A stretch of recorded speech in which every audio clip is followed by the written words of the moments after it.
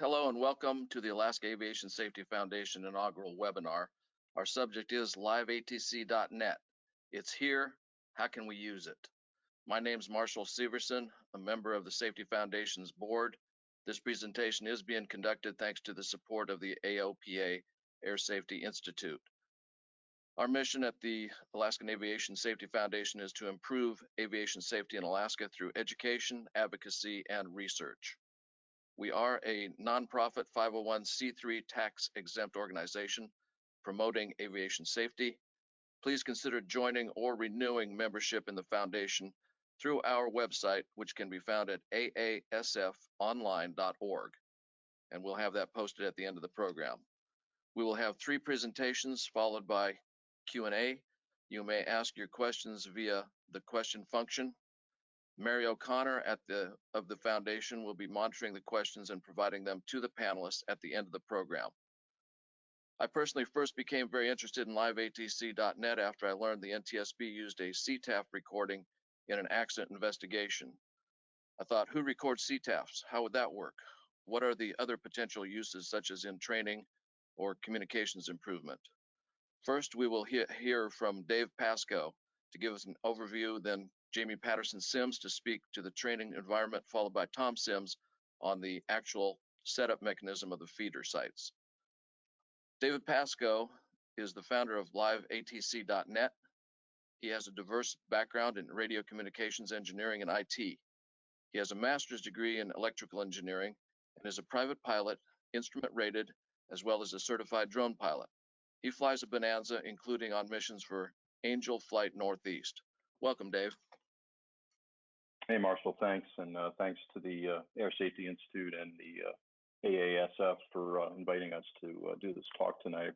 Certainly appreciate it. And thanks for everybody who's attending, and definitely appreciate everybody showing up. So we're going to talk a little bit about using liveatc.net in flight training. And I'm going to give a little bit of a history. Really how it started back around 2002, 2003 timeframe.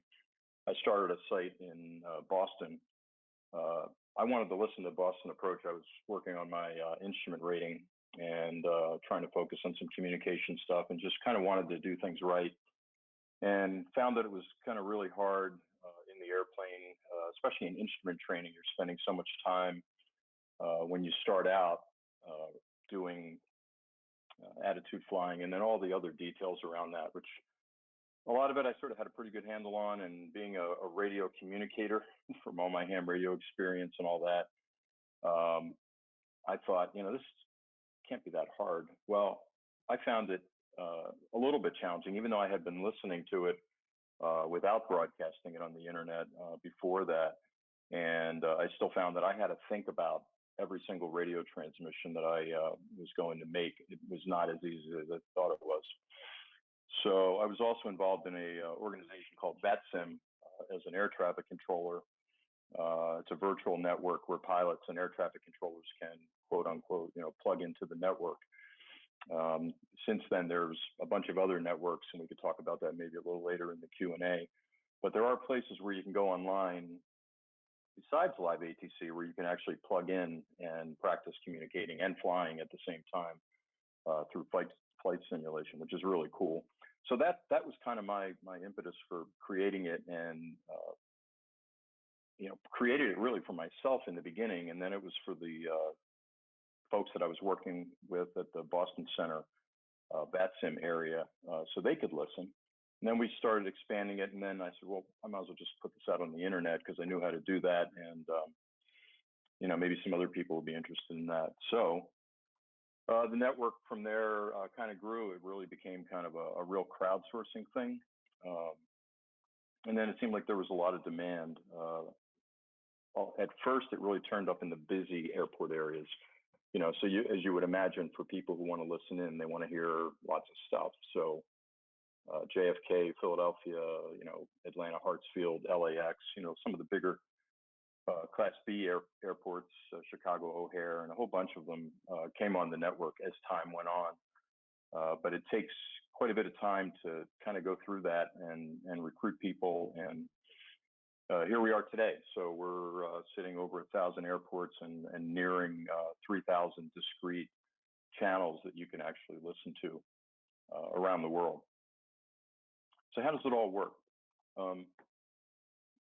It started off as in a much simpler form than it actually exists today. In the beginning, we had some storage, but we only could store recordings for a short period of time, and then quickly realized that there was some demand for that, so that we expanded that. So basically, the way the system works is there's a bunch of receivers out there. We're not tapping into the fiber optic communication lines of the FAA, which some people think that's how it works. It's actually a lot harder than that, and Tom will go into sort of how some of that hardware works out in the field. But suffice to say, there's just a bunch of radio receivers that are out there close to airports, sometimes not so close to airports, but they're strategically placed so that we can pick up, whether it be a tower, whether it be aircraft on the ground at an airport. Ideally, we're at an airport, but in some cases, we're trying to pick up, Denver Center, and we need to be out near one of their mountaintop transmitters, or at least within line of sight of that transmitter. So some of these receivers can be really out in the middle of nowhere. So all the receivers kind of feed into a really big network. There's a whole lot of infrastructure in here, audio servers and servers that send the audio to your phones, and deep storage, where we've got a couple of sites where everything that goes through the system gets recorded. And then we retain those recordings for 30 days for the public, and then they're still obtainable after 30 days for a small fee. And we retain that stuff right now up to a year, and that's probably going to grow to beyond a year. This is just a little glimpse. Tom's going to go into some hardware that might be interesting for folks who might want to put their airport on if it's not on our network. In the beginning, it started out with a lot of commodity type radio scanners. We still use those to some extent, but in a lot of the cases now, we're using Raspberry Pi computers and little software-defined radios, which look like a little thumb drive if you're not familiar with them, or you never set up, say, a FlightAware feeder for ADS-B. Very cheap, easy to obtain hardware. You can put a system together for really under $100 or so. Some of them look like this. That's what the little computer board looks like, but Tom's going to go into that in more detail. So some of the challenges when deploying these receivers near airports or near whatever signal we're trying to pick up, kind of have to know where the transmitters are. In many cases, they're at the airport. This is just a bunch of pictures of, there's Oshkosh Tower. And if you ever see antennas that look like any of these sites, these are some examples of what the FAA sites actually look like. Sometimes they're called RCAGs, like the one at the bottom there and the one above it. It stands for Remote Communications Air to Ground. Generally, those are centers, but sometimes they can be combined with TRACON antennas. There used to be a big database. It's no longer online, and you kind of have to know where these transmitters are. Some of them are mapped from old data because they haven't changed location in a long time, but some of them are kind of hard to find, and in some cases you need scouts out in the local areas going around with a handheld radio to see if this is actually the site or that's the site. And then sometimes I've got some contacts within the FAA, and I can get a lot of that information if I know what I'm looking for, and I narrow it down. These are some of the antennas that we use on some of the rooftops, and there's a really large variety of antennas. There's a lot of different options, and some that don't even look that bad on your home. So how can I help with flight training? Well, the big thing, and Jamie's going to go into this next and give you some examples, but as I mentioned, the audio archives are really critical. We record, like I said, everything that goes through the system, and including some channels that are just literally 120.15 in some areas. So, if you made a Mayday call and you wanted to go back and pull that up, if we have a 120.15 receiver in that area, you can go do that. In other cases, channels are kind of combined, so you have to look at what channels are on the network, what frequencies are covered by those channels, and you can search by frequency and find if that coverage is available to you. But the archives are really invaluable for instructors to go over communications kind of after the fact. So you go out for your flight lesson, you come back, and obviously you dealt with your flying issues while you're in the airplane, but very little time is spent in the aircraft really focusing on communications. You kind of do it, and then you learn as you go. But it's kind of nice to be able to go back and do a post-mortem on that. So what are some of the things you care about? Practicing, one of the big ones for us is practicing and reviewing ATC instructions on controlled field radio calls. There's still a lot of bad radio practice being used at a lot of places. There's a lot of references for how to improve that in the AIM, for example. But in reviewing these archive recordings, you can practice, copying and reviewing IFR clearances, for example, is a really important one. A lot of students struggle with that. So you can go and find one of our clearance delivery channels at a busy, say, general aviation airport that does a lot of flight training, and go back and review a lot of that stuff. You got to dig a little bit, but there's a lot of stuff out there. Sometimes local phraseology differs a little bit from what you got taught, or maybe what communication course you studied. If you studied a special course that has recordings, and controllers use different phraseology someplace. The 7110.65, you can download a copy of that. Worthwhile reading. If you're bored one day, that's the controller's Bible. And that's going to tell you a lot of things, and it's going to demystify a whole bunch of things that you just wondered about, and you don't know why they do certain things. That'll tell you a little bit about that. And most importantly, listening to these recordings and reviewing all this stuff, it augments your flight training. It does not replace it. You still want to work with your CFI. You can use these materials to kind of augment that training, but it's just an adjunct to it. Here I list some resources. As Marshall mentioned, a lot of this stuff will be online, but just to highlight a couple quick things. Flight service in Alaska was kind of interesting. I did a little bit of research for this talk. There's a link down there. If you just Google Alaska Flight Service Station and RCO frequencies, there's a whole bunch of areas. It's not just 122.2 all over the place. It's a lot of different frequencies because the geographic area is so great.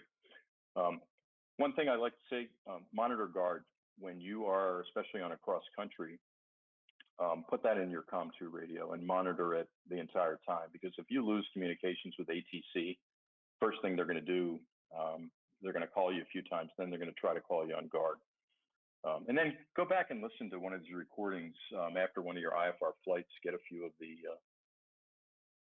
recordings from different pieces of airspace that you might have traveled through, and you might learn some things. It's very different when you listen to yourself, and it's stuff that you don't hear yourself saying necessarily when you're flying. And finally, just a call, and Tom will go into this a little bit more. Help us expand in Alaska. This is a map that shows our current coverage. It's very sort of centered heavily on the areas that are more heavily populated, but we're trying to expand all over the state, so we could definitely use your help. And finally, if there's any questions, please contact me. There's my email direct and my good Twitter handle for Live ATC. So back to you, Marshall. Thanks. Thank you, Dave. Outstanding. I like your map there where you showed out in the Bethel area. Kind of interesting to me is it's not only, right around, well, actually it is kind of right around Bethel, but they have one of the frequencies out there is the Napakiak CTAF, which is, not an international airport, but a Bush, Alaska airport. So thank you very much. Next up is Jamie Patterson-Simes, owner of SkyTrek Flight School at Merrill Field in Anchorage. Jamie is a master flight instructor, one of only 4 NAFI master flight instructors in the state of Alaska. She graduated from Embry-Riddle, has an MBA, and has been active in aviation in Alaska since the mid-90s, including bush flying and instructing for the University of Alaska Anchorage. Before COVID hit, she accomplished flying a GA aircraft in China. Jamie will tell us about how she uses live ATC net to augment training. Welcome, Jamie. Thank you, Marshall. It's great to be here tonight. So I have a little presentation. It looks like I've got some of my students on here, and I want to give a big shout out to them. I use live ATC a lot in training for both instrument and for primary students. And so the big thing that I can, let's see, I will have to give you a little bit of a story here. One of my, I have a friend who flies the 747-400 back and forth to for UPS up here. She's based up here in Anchorage, Alaska. And she flies to Taipei and Shanghai and Hong Kong. And she's also an Air Force pilot. And so the Air Force sent her back to the Pentagon for 4 years between 2011 and about 2015. And so she never touched a UPS 747-400 during that entire 4-year time period. And when she came back, I asked her, I said, you know, Liesl, what is the hardest thing for you to, when you're, you know, doing the retraining for the 747? What is it, like systems, or is it procedures? What is it that's the most difficult for you for not flying that airplane for 4 years? And she looked straight at me and she said, it's the radio calls. And so I know that radio calls can be difficult for any level of flight training. And so that's why I spend a lot of time with my students going over radio calls, making sure that they know what they can, it makes them a lot more confident. So the big thing also, we can review their radio calls. They can listen to what they sounded like at home after the flight. I know that a lot of students, I'll see them, you know, I've driven around the airport before, and they'll be parked in their cars looking at the, you know, listening on their phones next to the fence so they can get a good idea of what they're supposed to be sounding like. So it also helps with, you know, correct phraseology. We have some very, very complicated airspace here in Anchorage, Alaska, and it's we have Class Charlie, but it is the second busiest cargo airport in the United States, and it's number 5 in the world for cargo throughput. So we have huge transport aircraft come through here, and it's really important that we have that local knowledge and that we also have that you know, the correct phraseology to use between approach and the different controlling agencies. And also, of course, like Dave said, it does help with copying clearances, learning how to copy those clearances over and over again, and you know, getting those procedures down. I also like to say that there are some airports that do have the ATIS, so that the ATIS can, you know, especially when you're first starting out, the ATIS can be really intimidating, trying to, you know, not listen to it 4 or 5 or 6 or 7 or 8 times. So that, you know, listening to it once or twice, usually they can get it down. So when you get that cadence in there, it really helps with that. So you can see that from this particular slide, you can see how we have the FAR Part 93 Subpart Delta airspace, and we all have to play in our little, like I always say, our little sandboxes. We all have to play in our little sandboxes nicely. Merrill's segment is real close, of course, to Lake Hood, which is the busiest seaplane base in the world. And then we've got the F-22s that are going right underneath us or right over the top of us within about 300 feet. And so we need to make sure that we're respectful of everybody else's airspace, and that we can make sure that we can make the correct radio calls when we're trying to accomplish those maneuvers, getting into and out of the practice area. So one of the other things that I like about live ATC is that it can support our communication. It can kind of support any cases that we have with live ATC. There's been a lot of times where there's been a miscommunication either on the part of the pilot or on the part of the air traffic controller. And making sure that we both have a copy of those communications can really help us reinforce the case, you know, that who was in error, or how that radio call got mixed up, or, you know, maybe they were number 3 and they didn't, for landing, and they didn't see, and they cut in front of somebody else.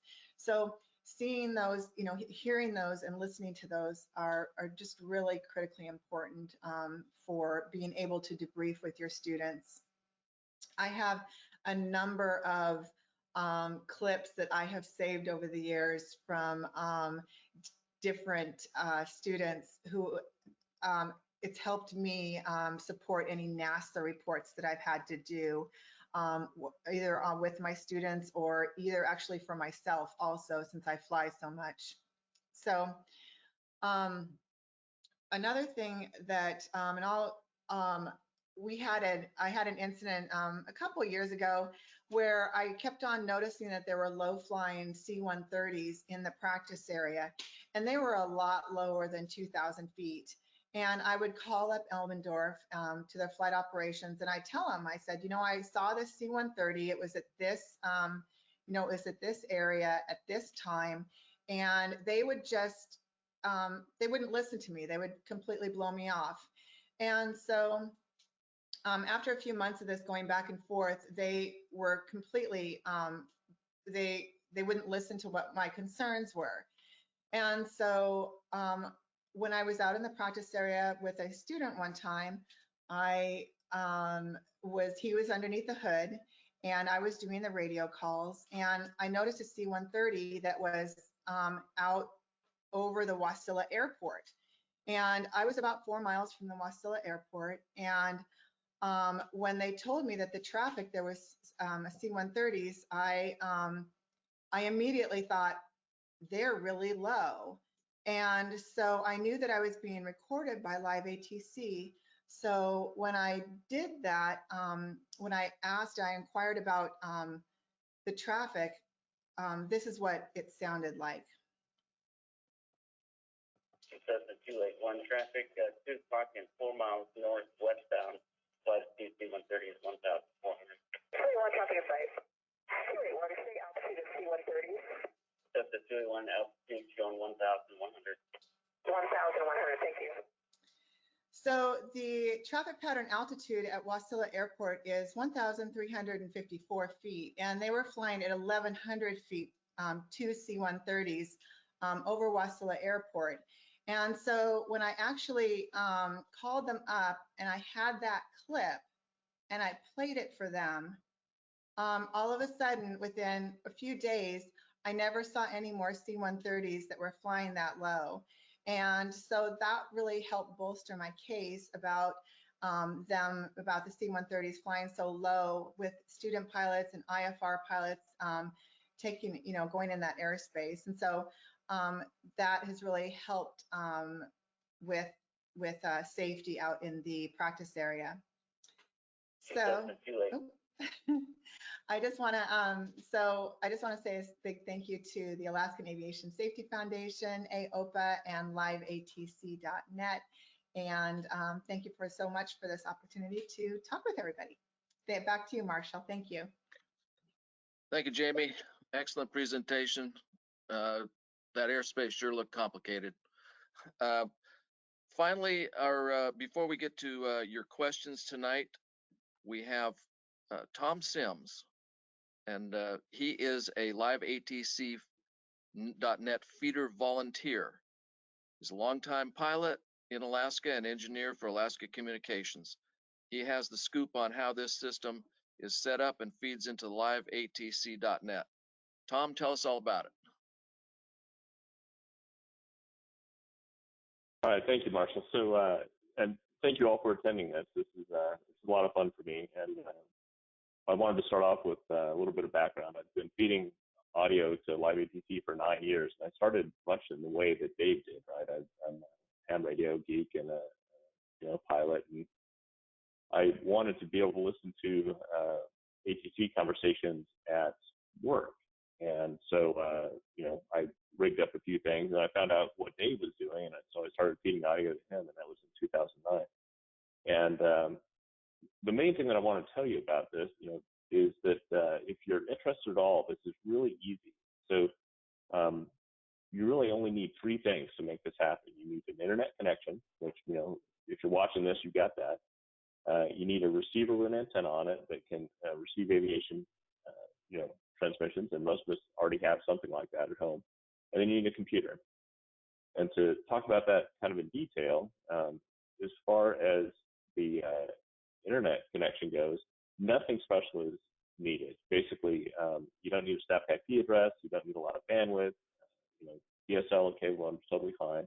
The stream only uses up about 24 kilobits per second, so it's almost an unnoticeable amount of bandwidth. As far as the receiver and the antenna goes, there's 2 different ways you can do that. You can use an airband scanner or an airband receiver, as I already mentioned. That's what I choose to use. I think that it gives a little bit better audio, and it's a little simpler to program. Another option is you can use something like this. This is what's called an RTL SDR dongle, and they were originally made for cable television reception, but they've got a really broadband receiver in them, and they can receive signals from 100 megahertz up above a gigahertz. So not only can you receive aviation broadcast with them, you can also receive ADS-B broadcast with them. But you can use these little ADS-B or the RTL SDR dongles to receive your aviation broadcast as well. It's a little bit more to set up, and I don't think the audio quality is quite as good, but these things are about $30 for a really good one, so they're really inexpensive. And as far as the computer options go, basically any modern operating system is capable of this. So if you're comfortable with Windows, or you prefer Mac, or you like Linux, any of those are capable of streaming audio. You just need some software that takes the audio signal and encodes it and then uploads it to Dave. And that's an important point. When you're sharing this audio, right, you're just uploading it to the feeding site. That's Dave's site. So he's the one that's actually distributing it. So you don't need a lot of bandwidth. There aren't a lot of connections coming into your home network or anything like that. You're just providing one stream up, and then Dave's broadcasting it. So the software that you need to encode the audio, because Dave is using something called IceCast as his serving software, right? One of the best lists of software to use for encoding the audio and then transmitting it to Dave is actually on the IceCast site, and I've got the URL there. It's icecast.org/apps, and there's literally an entire page of different applications that you can use. And I would encourage you to just play with a few and see which one works the best for you, see which one's the most intuitive. I happen to feed on Linux. That's my flavor of choice for some reasons I'll talk about in a minute. And the software that I choose to use for streaming is called Dark Ice, and it's really pretty easy to set up. So that's a good segue into the hardware that I actually use. While you could use any computer, one of the big important things about being able to receive aviation broadcast well is having an antenna that is near an airport, right? So if you have hangar space or an FBO or a little shack on the airport or CAP shack or something like that, those places might not be a spot where you want to set up a computer 24/7 and take care of all the care and feeding and all that sort of stuff. But it's perfect for something called a Raspberry Pi. And this is what a Raspberry Pi looks like. It's a little, what's called a single board computer, and the whole thing is self-contained. They're fantastic for this. It runs a Linux operating system. And basically, to set it up, all you do is you burn an image to an SD card, and Dave can provide you with the image. You just burn the image to the SD card, power it up, and you're off and running.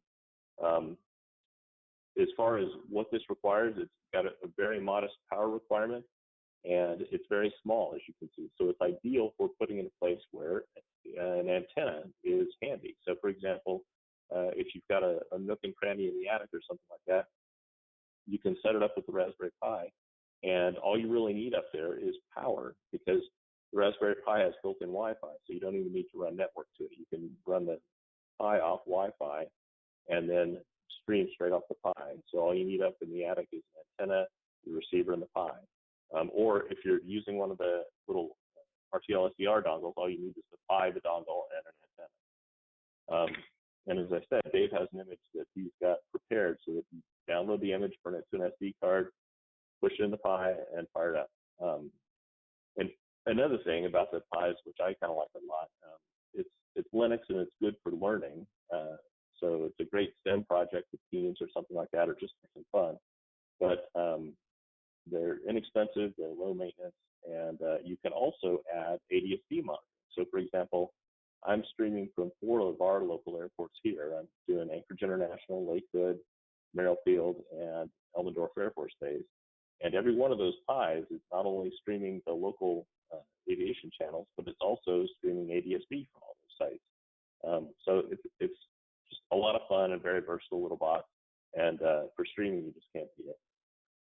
So I strongly encourage you. This is something that's important to the community. It's a lot of fun. And if you have access to a building near an airport, whether it's a house or a hangar or whatever, this is a fun way to kind of plug that airport into the network and use live ATC as a tool to help encourage general aviation, because it's interesting and it's fun to listen to. And it's easy. There's a lot of support out there for it. So, if you have any inkling at all, please get a hold of Dave and do a little bit of research. If you Google a few of the things that I've got on the slide, like RTL, SDR dongles, and things like that, you'll find just boatloads of information about how to hook this stuff up. It's quite easy. So that's what I've got. And I encourage you to take advantage of the knowledge that's out there and have some fun with it. So back to you, Marshall. Thank you, Tom. I think you really hit on something, mentioning that it's important to the community. It's really an asset in places where liveatc.net is located. We're now going to turn it over to Mary O'Connor from the Safety Foundation. She's going to relay your questions to our panelists. Go ahead, Mary. Thanks, Marshall. And thanks everybody that's asked questions. And please feel free as we go along. If you have any further questions, go ahead and type them in. So the first question I have for Dave, can you explain why listeners who are using live ATC might hear the air traffic controllers but not pilots? Yeah, a lot of times we end up with a receiver that is in, say, a flight school or an FBO, and they say, well, we're right at the airport and I can see the tower from the window. And so what happens is they'll mount an antenna in the window, not outside. And so, of course, we're only a couple thousand feet from the tower, so we hear the ATC, but we can't hear the planes because the building is maybe blocking it behind the antenna. So it's really important to get an outside antenna. We try to take those channels that sound like that and improve them over time. Try to work with the provider to get them an antenna, or coach them through being able to mount an antenna outside. Sometimes the logistics of getting an antenna outside end up being the hardest part of this whole thing. As Tom mentioned, the hardware is pretty easy, and getting up and running is really easy. But the antenna and running that coax cable, that can sometimes be a little bit of a challenge depending on the facility. Dave, you also want to talk about the ARTCC, because sometimes you only hear one side of the conversation there. Yeah, that's a great point, Tom. A lot of the centers that I had mentioned earlier in my presentation, and now during COVID, it's even more of this going on. They're combining sectors. So you've probably been on a flight yourself where a controller will say to you, change to my frequency 123.3. Well, that controller, that center controller, is working multiple frequencies, multiple geographic sectors, maybe multiple altitudes within a geographic area, and they're using different frequencies. They're transmitting on all the frequencies available to them for those positions, but they're really only listening on, they might be listening on both, but a lot of times they try to get all the airplanes onto one. And the transmitters and receivers have vastly different coverage areas, and it can end up being really confusing. So during the day, you might hear a whole bunch of traffic talking to a controller. You'll hear both sides of the conversation. And then at night, when they go on the mid, you're going to hear the controller just sounds like he's just talking to themselves, and it's not really what's going on. They're just combining. frequencies. Up in Canada, they have an interesting system, and some places in the US have it, and it's called cross-coupling, where you hear everything. Not sure they're doing that up in Alaska right now yet, but it would be, Alaska is like a perfect place for it. Up in the some of the northern Canadian provinces, they have cross-coupling, and it's fantastic because we could be near like a site in Calgary or something, and we'll hear all of Alberta at night because they combine everything into one system. They basically relay all the receivers back to one position, and it's awesome. Good point. I think we experience that as pilots sometimes too, coming into airports that might not be so busy later at night or off hours. So thank you for that answer, and thank you for the question. I've got a question that can probably be answered by Dave and Tom. And the question is, are there any off-the-shelf plug-and-play options for people that might not be so tech savvy but still want to contribute and participate in live ATC feeding? Yeah, there's nothing you can, there's not like an Amazon kit that you can buy that's configured for feeding the network, but live ATC sells pre-configured systems. In fact, we send a lot of loaner systems out. So if you're at an airport that we don't cover and there's something interesting about the airspace or some kind of interesting factor that makes it a good place to cover and provides a lot of benefit to the community, we'll send a loaner system out that's pre-configured, has everything you need, including antenna and all that. And all you have to do is follow the instructions, install it, plug it in, and you don't have to log into anything or configure anything. And if you want to own the hardware, we'll sell a system, and it's really not priced pretty close to our costs. So we're really interested in growing the network, not making money on hardware. And all you really need, you need to be near an airport, and you need an internet connection of some kind. Could be anything really, and power, and that's it. And I'm going to take a leap out there and ask if somebody was having some technical difficulties in getting set up, either one of you might be able to help walk them through the process. Absolutely. Yeah, we do that. For sure. We do that all day long.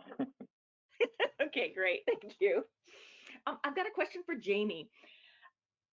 I know that you listen to Anchorage frequencies, but do you recommend to your students that they listen to frequencies in other parts of the country? And if so, what would those be?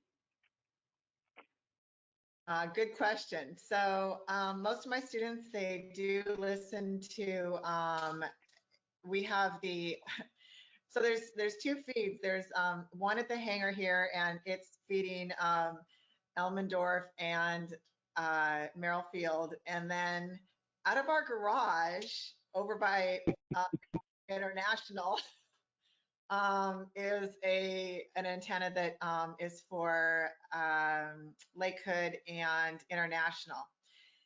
And so there's some other airports down in the lower 48 where the ATIS, where you can actually hear that ATIS and practice copying it over and over and over again. I actually have sheets here that I do that for my students, but I do want my students to listen to, I say one of your assignments is always to listen to liveatc.net for 15 minutes a day out of Merrill Field, so you can write things down and we can actually talk about it later. They can ask me, is this really correct radio phraseology, or should I be saying this? And when we can discuss it. So, and we can also call the tower controllers. They're always good about asking, they'll always answer all the questions that my students have, because I used to send them up there before they could solo to the tower for a tour, but because of COVID, we can't do that right now. So I want to make sure that my students get as much exposure to radio communications as possible, because I know that that's a big, huge stumbling block. And as soon as they start dialing in those radio calls, it seems like that anxiety goes away, and they can concentrate on flying the airplane better. And it's usually it's really a good transition.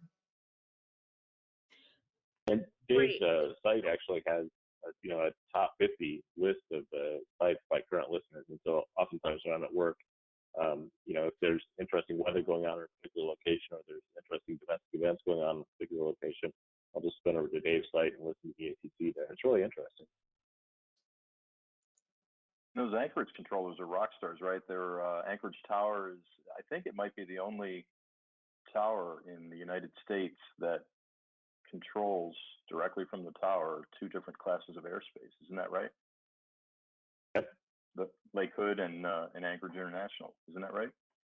Yes, they control Class Delta, the dirt strip and the world's busiest seaplane base off one side, and then the controller can turn around and you know, control a 747-400 or you know, yeah, it's or a Dreamlifter. You know, the Dreamlifters come through here all the time, so you might have a Dreamlifter and then a Super Cub that they're controlling at the same time.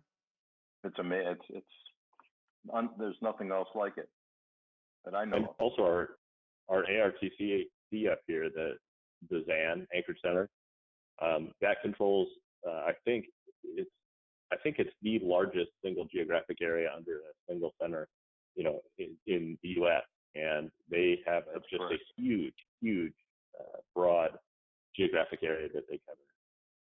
Yes, you are correct. It is the largest one. It goes all the way to Japan, Russia, all the way over to Canada. So it is the largest ARTCC out of, I think, 23 in the United States.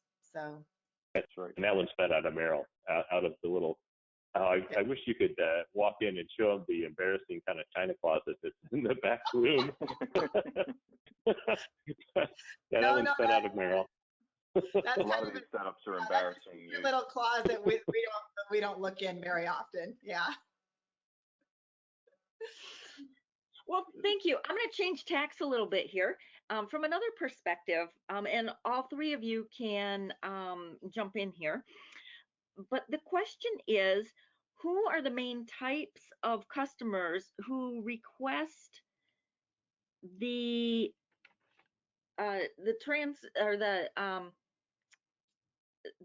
tapes after 30 days?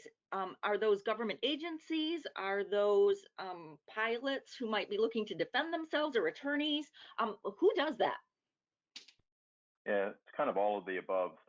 The primarily pilots looking for any number of things, from a loved one they may have lost, so a family member of a pilot who was involved in some kind of incident, pilot who you know, lost their engine and that was the event of their life, and they want to capture kind of everything about it. Some of them are lawyers. Some are you know, other people looking to kind of verify operational things. Everybody's got to talk on the radio if they go to a controlled airport. Many people can you know, block their ADSB and all that sort of stuff, but you can't block your radios. So we're involved in some investigations around stuff like that, but that's very low. It's mostly pilots. The media uses them to some extent. We do support the media and try to get aviation reporting to be more accurate than it sometimes is. We work with some networks that are, you know, they've got some great reporters. They listen when I give them an exact transcript, because they don't really know the lingo. So we give them a transcript and then explain other things around what it is that they're hearing. You know, for example, we did a big study. This is not media related, but it frequently brings up questions from passengers who had like an event. So a go around, believe it or not, it's like a huge big deal to people. You know, it's a perfectly normal pilot maneuver. We're taught go arounds. We practice go arounds. It's perfectly okay if an airliner, any airplane and any pilot makes a go around. But when people hear those engines spool back up, they just get crazy scared. And so it's really an interesting study in human factors. But we get some of that. We did a study for NASA. We basically automated searching for the reason for go-arounds and gave them a bunch of data that all they had to do is they had an intern and they had to just double click on something and go listen. Turns out that towers don't record the reason for go-arounds, even though they have to write everyone down. A lot of that data is very unreliable. So the only truth is the radio call, because the tower controller will say, what's the reason for the go-around? And all that truth is in those recordings. So. I will have to say, I remember when liveatc.net recorded the panicked air traffic controllers during the earthquake of November 30th of 2019.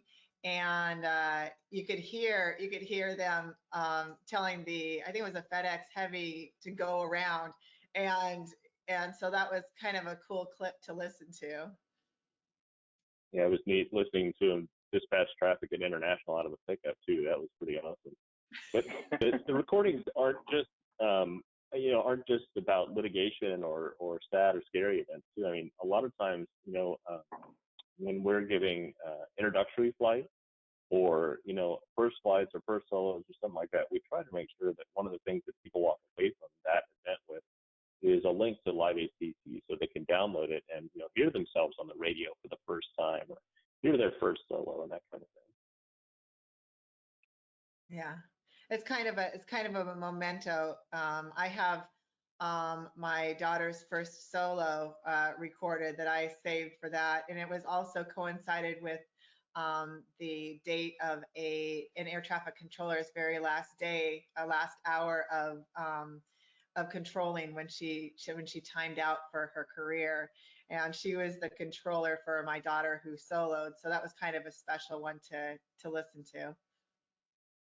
We get a lot of requests along the lines of retirements as well. That's another common one for pilot retirements.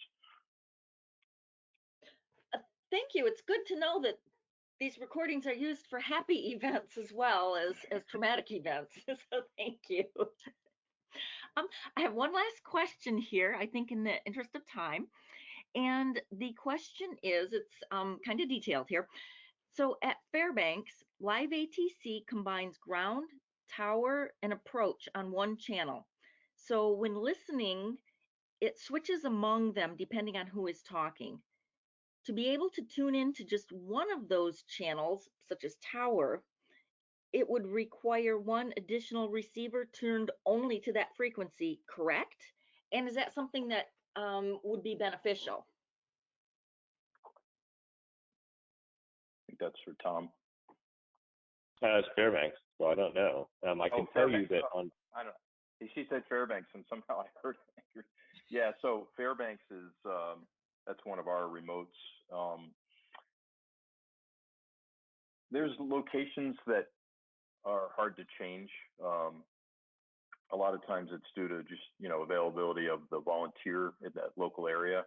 We've been trying to do that over time, and I probably need to be a little more persistent, and maybe we'll start getting some SDRs up there. It's not particularly difficult. In fact, the volunteer up there is actually a pilot and a really good guy. He's just busy a lot. So I will look into that. We try in every airport case to, from the get-go, separate things as much as it makes sense.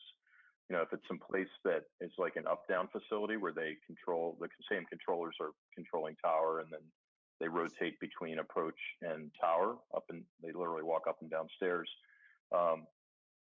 Some of those are not so busy, and you can actually get away with one channel that scans everything, and you don't miss that much. But we try to separate things as much as possible, and the SDRs that Tom was showing you, those little dongles, they make it a lot easier to do that because it becomes kind of less expensive and less, space occupied. So the person that asked that question says that they are in line of sight to the airport, so they might be able to provide that. So I'm not going to call them out, but I'm going to ask them to contact you, Dave, and see if that might be a possibility. Okay? Absolutely, yeah. We would supply equipment for that because we'd like to get that stuff separated out. And in a lot of cases, it doesn't have to be one volunteer. We could have multiple volunteers at an area because internet goes down in one location or another. So it's great to have redundancy. I guess a follow-on question to that then, and maybe for Dave and Tom. Dave, you mentioned that a person can get set up for less than $100 to do this. Are there maintenance fees or annual fees that are incurred to run Live ATC for the feed side? For the feed side, there are no fees. If you're a feeder, there are no fees. In fact, I wanted to mention before we got to the end here that anybody here who doesn't have one of our mobile apps on, we have an iOS app and an Android app, drop me a line and I'll send you a code. You can get a copy of the app for free with that code. But no annual fees, no monthly fees, none of that. Thank you. I would encourage everyone that is interested to contact Dave, and if needed, contact Tom for sponsoring a site. And I did want to relay a comment that was for Jamie. As a student pilot, this person really appreciates access to live ATC and appreciates being able to absorb new phraseology, new terminology that's foreign to them outside of aviation. So thank you for that. And thank you, Dave, for making it possible. And thank you, Tom, for setting us up in Anchorage so that we can entertain ourselves and keep current through the winters and during times of inclement weather when we're not able to go out and keep up on our terminology. So with that, I'll turn it back over to you, Marshall. Thanks everyone for your questions and thanks for the answers. Thank you. Great job, Mary. Excellent questions.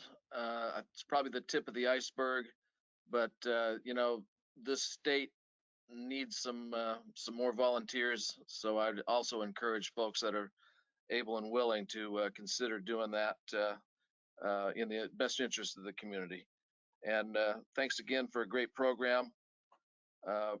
We do have a better understanding of live ATC net now, how it can improve aviation safety and training. We also want to thank AOPA Air Safety Institute and Tom George for the technical support of this webinar, and also the Alaska Airmen's Association for helping getting the word out about the seminar or the webinar. Viewers will be provided a feedback opportunity at the end of the presentation, and please also let us know of future topics of interest.